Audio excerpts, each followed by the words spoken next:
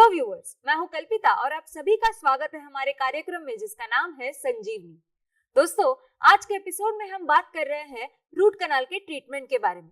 इसके बारे में हमें जानकारी देने के लिए हमारे साथ हमारे स्टूडियो में मौजूद है डेंटिस्ट डॉक्टर आनंद मोहता जी। तो चलिए उनका स्वागत करते हैं और एपिसोड की शुरुआत करते हैं। वेलकम डॉक्टर आनंद जी, आपका हमारे संजीवनी के मंच पर बहुत बहुत स्वागत है। थैंक यू डॉक्टर, आज के एपिसोड में हम बात कर रहे हैं रूट कैनाल के ट्रीटमेंट के बारे में। तो मैं आपसे ये पूछना चाहूंगी कि ये रूट कैनाल का ट्रीटमेंट क्या होता है? रूट कैनाल ट्रीटमेंट बेसिकली होता है कि दांत के जो रूट्स हैं, मतलब दांत की जो जड़ें हैं जी, उनके अंदर जो नसें हैं जिसको वो कनाल्स के अंदर होती है उसका ट्रीटमेंट। तो वो हुआ रूट के अंदर की कनाल का ट्रीटमेंट। अब सबसे पहली चीज आती है इसकी जरूरत कब पड़ती है। जी, बिफोर वी अंडरस्टैंड कि वो क्या है, इसकी जरूरत कब पड़ेगी। इसकी जरूरत तब पड़ेगी जब दांत में डीके इतना ज्यादा लग गया है कि दांत की नस डेड हो गई है। बेसिकली अगर आप देख पाए, ये एक दांत का मॉडल है और ये बीच में जो रेड कलर का आपको दिख रहा है ये दांत की नसें है।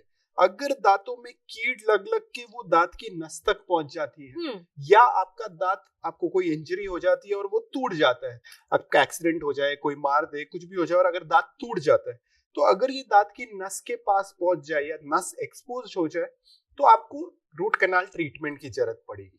अब रूट कैनाल ट्रीटमेंट में किया क्या जाता है, बेसिकली हम क्या करते हैं, जो पूरी कीड़ है दांत में, जो गंदगी है जी, उसको निकालते हैं। हम ड्रिल यूज करके उसको पूरे अच्छे तरीके से साफ करते हैं। फिर दांतों के अंदर की जो नसों की एरिया है वो बहुत बारीक होती है, लिटरली हेयर लाइन जितनी थिन होती है। तो ये बहुत ही बारीक काम है, बहुत ही प्रिसीजन का काम है। इसके लिए एकदम फाइन बारीक से हमारे इंस्ट्रूमेंट्स होते हैं जिनको हम हल्के हाथों से दांतों की नसों के अंदर प्लेस कर करके दांतों की नस की एरिया को पूरा साफ करते हैं। इंस्ट्रूमेंट से भी साफ करते हैं और डिसइंफेक्टेंट से भी, एंटीसेप्टिक से भी उसको साफ किया जाता है। तो अलग अलग टाइप की दवाइयां होती है जो यूज की जाती है, फ्लश किया जाता है जिससे, ताकि उस एरिया को हम पूरा डिसइंफेक्ट कर सके, एंटीसेप्टिक कर सके, जो कीटाणु है उनको निकाल सके, गंदगी को क्लीन कर सके। वो क्लीन करने के बाद हम उधर एक रबर टाइप का एक मटेरियल यूज करके उससे उसको फिल कर देते हैं, जो हमेशा के लिए रहेगा आपकी बॉडी में, उससे कोई नुकसान नहीं होता है। कई पेशेंट्स हमको जब हम ये समझाते हैं तो पूछते हैं, सर इससे कोई नेगेटिव इफेक्ट तो नहीं होगा? तो मेरा पेशेंट्स को एक ही जवाब होता है, ये जो हम मटेरियल यूज कर रहे हैं ना, ये 150 साल पहले से यूज होता आ रहा है इसी काम के लिए। दुनिया 150 साल में कहां से कहां पहुंच गई, मंगल पांडे के टाइम से लेके अब तक में दुनिया कहां से कहां आ गई, बराबर 1850s की बात कर रहा हूं। अब तो दुनिया कहां है, लेकिन उस चीज का कोई रिप्लेसमेंट नहीं है, मतलब इससे कोई इफेक्ट नहीं है, प्लीज टेंशन मत लीजिए। तो उनका सवाल उधर ही खत्म हो जाता है। तो उससे हम उसको फिल कर देते हैं। ऊपर दांत में जो कीड़ वाला पार्ट था उसको अच्छे से एक कॉम्पोजिट मटेरियल से फिल किया जाता है और फिर दांत में अगर जरूरत है तो कैप लगाई जाती है। कैप में भी ऑप्शंस होते हैं, पार्शियल कैप होता है, फुल कैप होता है। कई बार हम कैप अवॉइड भी करते हैं, वो आपके दांत की सिचुएशन जैसी है उस हिसाब से आपके डेंटिस्ट आपको सजेस्ट करेंगे और जो डेंटिस्ट सजेस्ट करते हैं प्लीज उसको पूरा कीजिए, वो जरूरी है, वो इम्पोर्टेंट है। जी डॉक्टर, ये जो रूट कैनाल के ट्रीटमेंट का जो आपने अभी बताया कि इतनी लंबी और बहुत ही क्रूशियल प्रोसेस होती है, तो इसके लिए कितना टाइम जाता है? ये सर्जरी कब तक चलती है? ऐसे तो पहले के जमाने में रूट कैनाल ट्रीटमेंट करने के लिए 4 से 5 विजिट्स मिनिमम लगती थी। अब साइंस टेक्नोलॉजी इतनी एडवांस हो गई है कि हम इसको चाहिए तो एक विजिट में भी कंप्लीट कर सकते। मैंने अभी स्टार्ट किया ट्रीटमेंट और 1 घंटे में, आधे घंटे में, 45 मिनट्स में मैं वो ट्रीटमेंट कंप्लीट भी कर सकता हूँ, डिपेंडिंग कौन सा दांत है, कितना कॉम्प्लिकेटेड दांत है। कुछ दांतों में एक ही रूट होता है, एक ही कनाल होती है, कुछ में 4 होती है, कुछ में 2 होती है, तो जैसे हो उस हिसाब से। तो एक विजिट में भी किया जा सकता है, जिसको हम single visit root canal treatment बोलते हैं। और आज की तारीख में अपने को सब कुछ जल्दी चाहिए, जब कुछ सबको फास्ट चाहिए, तो वो भी ऑप्शन अवेलेबल है। But it also depends upon the amount of infection in your tooth. आप बायोलॉजी के आगे नहीं आ सकते। अगर इन्फेक्शन ज्यादा है उसके लिए रुकना जरूरी है, तो रुकना जरूरी है। तब आपको बीच में 7 दिन का, 15 दिन का गैप देके एक ड्रेसिंग की जरूरत पड़े तो ड्रेसिंग की जरूरत देख के उसको फिनिश करना है। बिकॉज बॉडी कंप्यूटर नहीं है, आपको वो रिस्पेक्ट करना है। कंप्यूटर को आप रिस्टार्ट कर सकते हो लेकिन बॉडी को आप रिस्टार्ट नहीं कर सकते। तो आपको बॉडी का वो रिस्पेक्ट मेंटेन करना है कि बॉडी को हील होने में जो टाइम लगना है वो लगना है। नहीं तो ट्रीटमेंट मैक्सिमम 2 से 3 विजिट्स में आज की तारीख में मोस्ट ऑफ द केसेस में फिनिश हो जाती है। इनफैक्ट 90% पेशेंट्स में हम उसको सिंगल विजिट में भी फिनिश कर देते हैं। जी डॉक्टर ये जो आपने वजह बताई कि किस वजह से ये रूट कनाल का ट्रीटमेंट करना पड़ता है, तो क्या जो इन्फेक्शन हो जाता है अपने अपने कनाल्स में या फिर रूट्स में, तो क्या रूट कनाल की ट्रीटमेंट से वो इन्फेक्शन भी निकल जाता है? हम जो दांतों के अंदर का पूरा इन्फेक्शन है उसको पूरा क्लियर कर देते हैं। पूरा वो जो नीडल जैसे इंस्ट्रूमेंट्स होते हैं हमारे और डिसइंफेक्टेंट्स यूज करते हैं, उससे दांतों में फैला हुआ सारा इन्फेक्शन क्लियर हो जाएगा। लेकिन कुछ इन्फेक्शन अगर आप बहुत लेट आए हैं, जैसे कई पेशेंट आते हैं सूजन आने के बाद, फोड़ी आने के बाद, कि सर मसूड़ों में फोड़ी आ गई है, महीनों से फोड़ी चल रही है, फिर भी उन्होंने रिपोर्ट नहीं किया रहता है क्लिनिक में, या बड़ी सी सूजन आ गई है, तो उन केसेस में जो इन्फेक्शन हड्डी में फैल गया है उसके लिए हेल्प लेने के लिए हम कई बार एंटीबायोटिक्स का सहायता लेते हैं, क्योंकि उस इन्फेक्शन को हम हमारे इंस्ट्रूमेंट से नहीं क्लीन कर सकते, उसको बॉडी को क्लीन करना है। क्यों? क्योंकि वहां ब्लड पहुंच रहा है, दांत के अंदर ब्लड नहीं पहुंच रहा। तो अगर आप रूट कैनाल के एंटीबायोटिक्स लेंगे तो उससे कोई आराम नहीं पड़ेगा। कई बार पेशेंट्स बोलते हैं सर एंटीबायोटिक्स दे दो ना, दर्द खत्म हो जाए। वो ट्रीटमेंट नहीं है, वो एक खींच रहे हैं आप दांत को, बस आप दांत के सिम्टम्स को एक बार दबा रहे हैं ताकि थोड़े दिन चल जाए।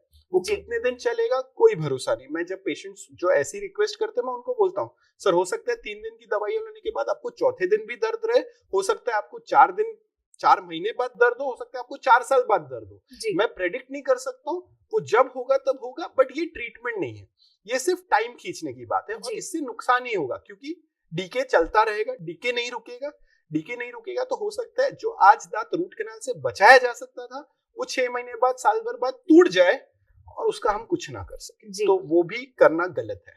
जी डॉक्टर, अगर मेरे एक दांत का रूट कैनाल हो चुका है तो क्या ऐसी सिचुएशन वापस आ सकती है कि उसी दांत का रूट कैनाल करने की जरूरत पड़ जाए? कभी कभी रेयर सिचुएशंस में हमको वापस उस दांत का रूट कैनाल करने की जरूरत पड़ सकती है। वो कब होता है? अगर वो दांत वापस इन्फेक्ट हो जाए। अब दांत क्यों वापस इन्फेक्ट होगा? ये एक कॉमन धारणा है लोगों की, मैंने रूट कैनाल करा लिया, कैप लगा लिया, अब उस दांत का कोई टेंशन नहीं, और वो उस पे शायद इतना हाइजीन के टाइम पे भी ध्यान नहीं देते। जबकि कैप लगे हुए दांत को आपको मेंटेन करने में और भी ज्यादा ध्यान देना है, क्योंकि उसमें कैप है, एक सीमेंट का लाइन है और दांत है, और सीमेंट थोड़ा सा सल्यूबल रहता है मुंह के कैविटी में, तो आपको उसको ज्यादा साफ रखना है फ्लॉसिंग, ब्रशिंग से। अगर आप उसको मेंटेन करेंगे तो वापस रूट कैनाल करवाने की जरूरत नहीं पड़ेगी। अगर गॉड फॉरबिड एनी रीजन उस दांत में वापस से कीड़ लग गई और वो रूट कैनाल वापस इन्फेक्ट हो गया, तो एक कॉमन प्रोसीजर है जिसमें हम रूट कैनाल को वापस करते हैं। तो जो हमने अंदर फिलिंग डाली थी उसको हम निकालते हैं, उसको वापस से डिसइंफेक्ट करते हैं, उसके अंदर मेडिसिन डाल के उसको 1 या 2 विजिट्स के लिए वेट करते हैं, क्योंकि ये रूट कैनाल के बावजूद फेल हुआ ट्रीटमेंट है, तो इसको थोड़ा ज्यादा ट्रीटमेंट की जरूरत है। 1-2 विजिट्स और ली जाती है इस ट्रीटमेंट में और उसका ट्रीटमेंट किया जाता है। It is a very routine regular procedure, कोई टेंशन की बात नहीं है, and it is always better, आप जितना हो सके आप अपने नेचुरल दांत को बचाइए, क्योंकि जो भगवान ने दिया है वैसा नेचुरल आर्टिफिशियल उसको रिप्लेस नहीं कर सकता। जी बिल्कुल। डॉक्टर, कई बार लोग अगर डेंटिस्ट उन्हें बोल दे कि उन्हें रूट कनाल करने की जरूरत है तो बहुत ही डर जाते हैं। उन्हें लगता है कि रूट कनाल से अच्छा है कि मुझे कोई और ट्रीटमेंट दे दो या फिर दवाइयां दे दो। तो आपके पास ऐसे कोई केसेस आते हैं कि जो लोग बहुत ही डर जाते हैं और उनका वो क्या मिथ्स दिमाग में लेके घूमते हैं? सच में बोला जाए तो रूट कैनाल का एक खौफ है जी। कई मूवीज में भी, इनफैक्ट कभी कभी रेडियोज में भी, और बात करते समय भी लोग अरे मेरा रूट कैनाल चल रहा है, अरे बाप रे मेरी तो हालत खराब है, बहुत दुखेगा, ये वो, या वर्ड ऑफ माउथ से आपने सुना हो या जो भी, ये एक रूट कैनाल का एक बहुत बड़ा नेगेटिव डेवलप हो गया जिससे लोग बहुत घबराते हैं। जी।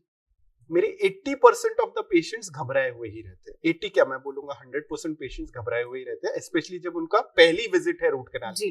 जब तक वो सेकंड विजिट के लिए आते तब तक वो गाना गाते गाते आते हैं क्योंकि उनका पूरा डर निकल गया होता है।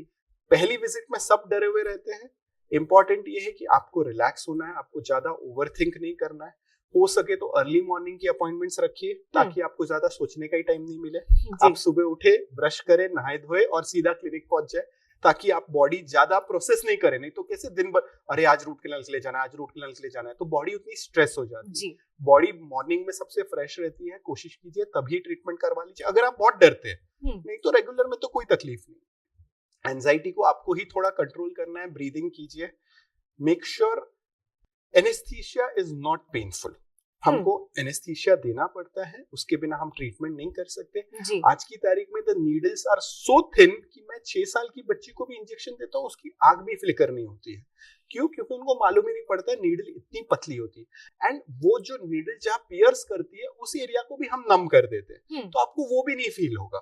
हम उसमें भी जेली या स्प्रे लगा के उसको भी नम कर देते, तो लोगों को जो नीडल का डर है वो भी कम हो जाता है। और नीडल का डर स्वाभाविक है, क्योंकि जब हम पैदा हुए थे तो सबसे पहला पेन अपने को जो नीडल दी गई थी, इंजेक्शन दिया गया था, वैक्सीन दी गई थी, उसका होता है। तो हर किसी को नीडल का डर होता है जी। तो वो तो स्वाभाविक है। और मुंह में इंजेक्शन देंगे बोला तो और डर लगता है, कितने इंजेक्शन देंगे, क्या देंगे। You just have to relax, you have to trust your doctor. अपने डॉक्टर पे भरोसा रखिए।